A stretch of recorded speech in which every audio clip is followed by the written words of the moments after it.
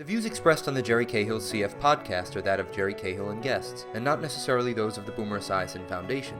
Nothing on the Jerry Cahill CF podcast should be considered medical advice. Such advice can only be given by a physician who is experienced with cystic fibrosis. The Boomer Esiason Foundation, Jerry Cahill and guests cannot be held responsible for any damage which may result from using the information on this podcast without the permission of your medical doctor. You're listening to the Jerry Cahill CF podcast presented by the Boomer Esiason Foundation and jerrycahill.com. Welcome to Jerry Cahill's CF Unmasked podcast series. In a world where everyone wears a mask, it's nice to see a soul. This show, Meeting the Donor Family Post-Double Lung Transplant, was made possible through an unrestricted educational grant from the Allergan Foundation to the Boomer Esiason Foundation. Today you'll meet Donna DiCosta. Donna is 55 years old and lives in Pleasant Valley, New York, and was fortunate enough to meet the donor family and become friends. After a lot of hard work and dedication, Donna fulfilled her dreams and became a registered nurse, a wife, and best of all, a mom of two healthy children, Richie and Jessica. Donna is now an advocate for Donate Life and CF and is currently getting tested for possible kidney and a second double lung transplant. Hi, I'm Donna DiCosta. I'm 55 years old. I have cystic fibrosis, and I was diagnosed at the age of 3 from a rectal prolapse. I've had a double lung transplant. I have succeeded the odds in both cystic fibrosis and transplant. I wasn't supposed to live past my teens, and with transplant, only 5% of double lung transplant patients live past 5 years, and I am in my 12th year. So I am very blessed and I'm very lucky. My parents are very important to me. They are the backbone of my success. They're always there for me through the good and the bad. I have 2 children who are now 26 and 22. They're very supportive. They encourage me all the time. My childhood was as normal as could be. I wasn't isolated from the world. I was playing with friends, playing with cousins. I was out there doing sleepovers and parties and anything that any normal kid did. Growing up, I was very goal-oriented, so I knew that I wanted to go to college. I wanted to become a nurse. I wanted to get married. I wanted to become a mom. And I did all that. And those were major goals for me. Being a mom, there's nothing better in my eyes. Dealing with end-stage cystic fibrosis, my lung capacity was 23%, so I wasn't able to do much of anything. I was resting most of the time. It was very difficult to breathe. There was so many scary days of not knowing if you were going to survive or not. I set up special scrapbooks for my children. From the day they were born to the time that I was at that point, and I gave it to them at the 1 year anniversary. But at the time, I didn't know if I would make it through transplant, so it was a gift to them about me and them being together. When that call came, it's a mixture of emotions. You're excited and happy and full of joy, but you have to realize that in order for me to get my lungs, it was the death of somebody. My transplant had a lot of complications.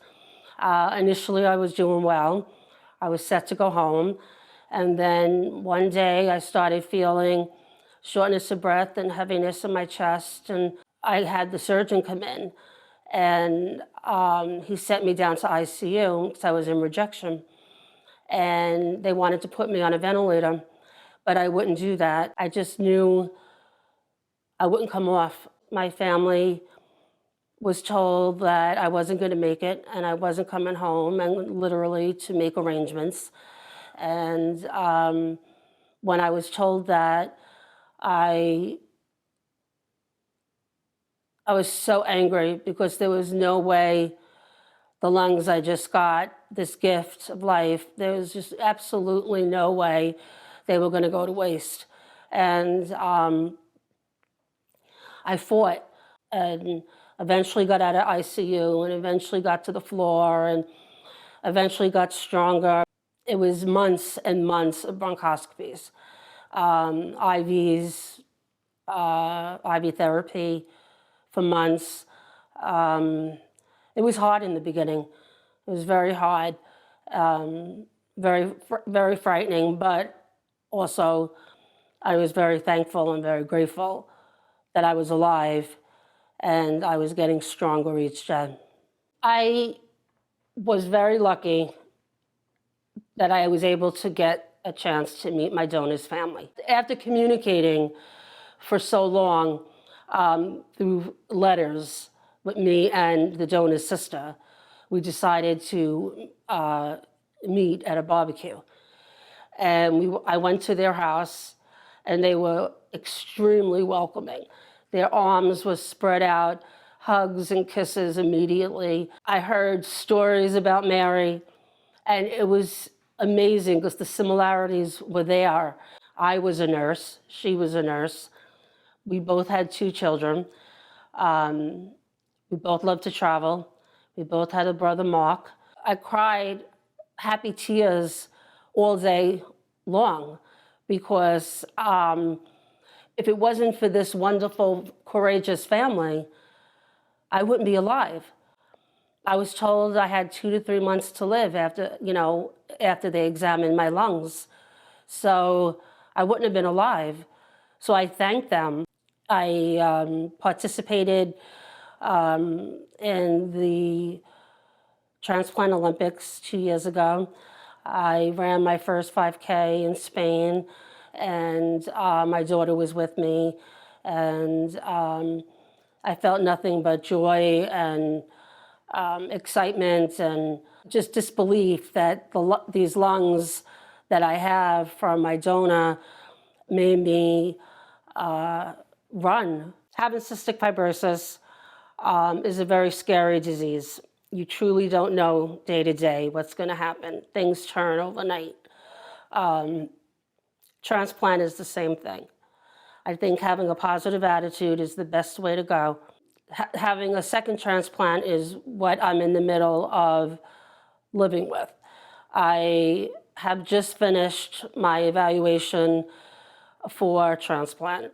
Waiting for the doctors to hear back if I'm going to be listed or not.